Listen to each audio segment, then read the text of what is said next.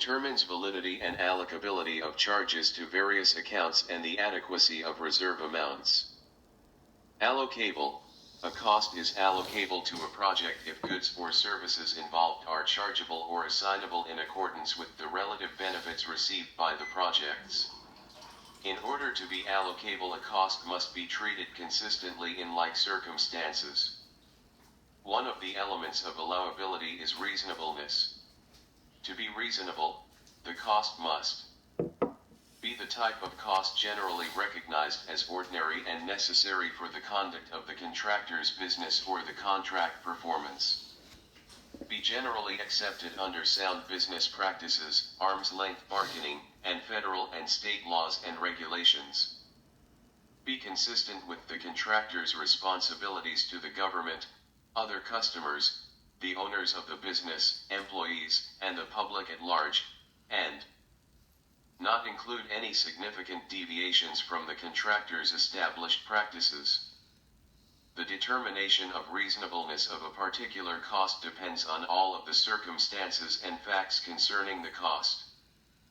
The other element of allowability is allocability of the cost to the contract. Allocability involves a determination as to whether the cost can be charged to the contract.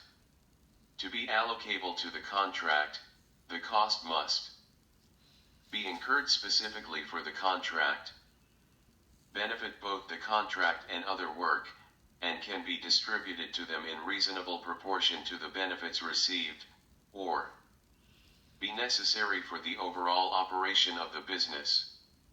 If a cost is reasonable and allocable, chargeable, to the contract, then it will be allowable, unless specifically prohibited by the cost regulations. Probably the best way to define unallowable costs is to list the ones specifically determined by the government in the FAR to be unallowable. The following costs are considered unallowable as noted in FAR Section 31. Bad debts, interest, entertainment, contributions or donations, fines and penalties, lobbying, losses on other contracts, alcoholic beverages, business organization costs, incorporation, reorganization, merger.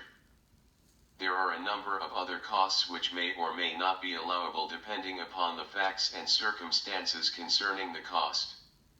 Examples of these costs, which are described in FAR Section 31, include pension costs, training, depreciation, insurance, relocation costs, employee morale, health, welfare, generally allowable, taxes, professional fees, including attorney's fees.